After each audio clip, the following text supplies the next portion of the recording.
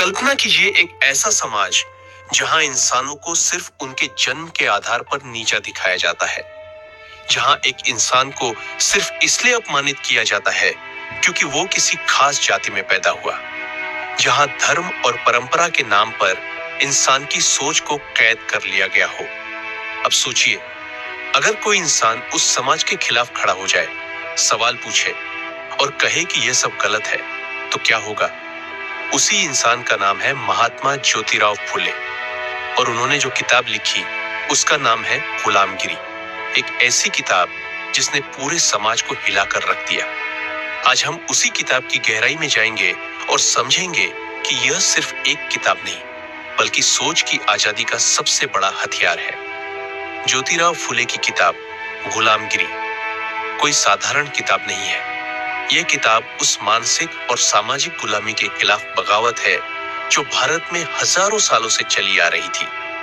उन्होंने यह किताब 1873 में लिखी थी, जब भारत अंग्रेजों की राजनीतिक गुलामी में था।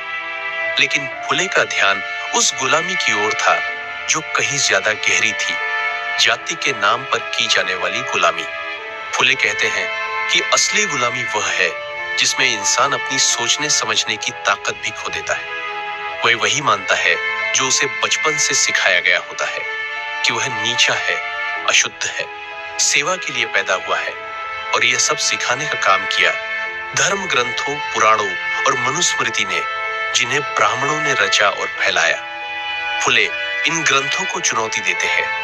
वे कहते हैं कि इनमें जो कहानियां हैं, राम की, विष्णु की, ब्रह्मा की, वे ऐतिहासिक नहीं बल्कि गढ़ी गई कहानियां हैं, जिनका मकसद एक खास जाति को ऊंचा और बाकी को नीचा दिखाना है। गुलामगिरी में फुले सवाल करते हैं कि अगर भगवान सबके है तो फिर कोई जन्म से ऊंचा और कोई नीचा कैसे हो सकता है?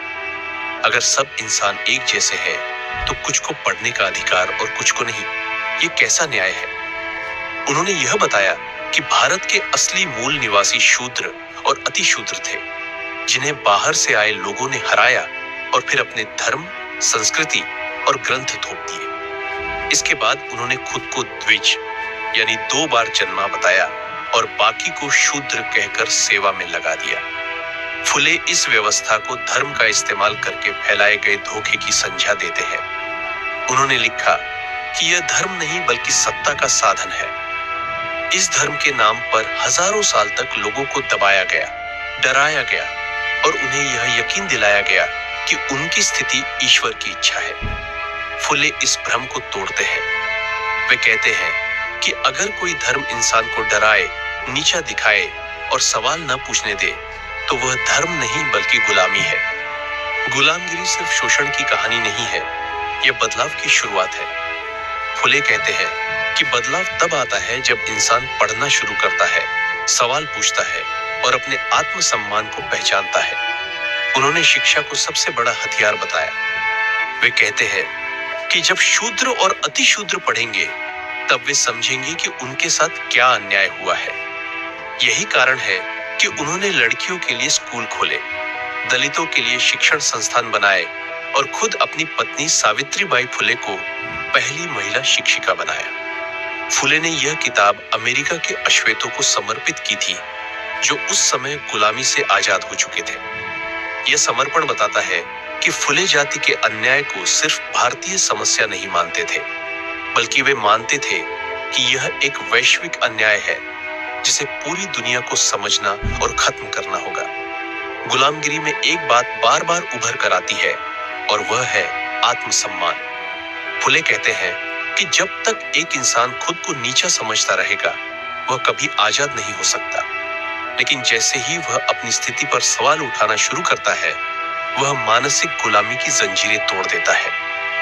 यही इस किताब का असली संदेश है कि आजादी सिर्फ शरीर की नहीं होती, असली आजादी सोच की होती है। आज जब हम इस किताब को पढ़ते हैं, तो लगता है जैसे यह आज के लिए ही लिखी गई हो। आज भी समाज में जाति के नाम पर भेदभाव होता है। आज भी मंदिरों में प्रवेश पर रोक है। आज भी शादी ब्याह में जाति का बंधन है। आज भी आरक्षण पर सवाल उठाए जाते हैं। ऐसे समय में गुलामगिरी एक आईना बनकर सामने आती है, जो हमें बताती है कि हम सच में कितने आजाद हैं। इस किताब में फुले का गुस्सा है, उनकी पीड़ा है, लेकिन सबसे ज्यादा है उनका सपना। एक ऐसा सपना जहां सब बराबर हो, जहां कोई किसी को नीचा ना दिखाए, जहां इंसानियत सबसे बड़ा धर्म हो। फुले चाहते थे कि यह सपना सिर्फ किताबों तक सीमित न रहे, बल्कि हकीकत बने। उन्होंने जो बीज बोया वो आज भी हमारे भीतर उम्मीद की तरह जिंदा है। गुलामगिरी हमें यह सिखाती है कि कैसे हर इंसान के अंदर बदलाव की ताकत होती है। फुले कोई राजा नहीं थे, नहीं उनके पास सेना थी, लेकिन उनके पास कलम थी, सोच थी और सच्चाई थी। और यही चीजें सबसे बड़ी क्रांति लाती है। अगर आपने अभी तक गुलामगिरी नहीं पढ़ी है तो अब समय है। यह किताब न सिर्फ इतिहास बताएगी, बल्कि आपको यह समझने में मदद करेगी कि आज आप कहां खड़े हैं। क्या आप सच में आजाद हैं या अब भी किसी मानसिक गुलामी में जकड़े हुए हैं। यह किताब आपको सोचने पर मजबूर करेगी और शायद आपको बदल देगी। यही इस किताब की सबसे बड़ी ताकत है। तो दोस्तों, आज की वीडियो में बस इतना ही।